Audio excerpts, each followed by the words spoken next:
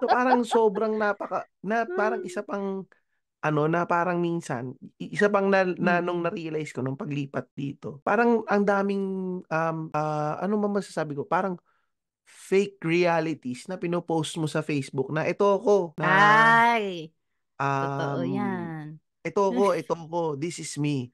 Pero yung totoong buhay naman, hindi naman talaga, eh, 'di ba? Parang Sa mga sinabi mo kasi nakakainis din naman talaga. Pero yung, yun din 'yan yung sinabi mo na ano, na parang fake reality sa ano, sa social media. Parang mm, lagi nilang ano 'no, yung isang example na lang siguro yung mga magjojowa. hmm, Yung mga ano, 'di ba, sa social media picture nila, "Uy, nagpunta kami sa ganito, ganyan." Tapos ano, yung may kiss-kiss, ganyan. Tapos 'pag wala na sa social media yung mga barkada maaano mo na laging nagbabangayan, laging oo. nag-aaway, yung gano'n. Pero sa social media perfect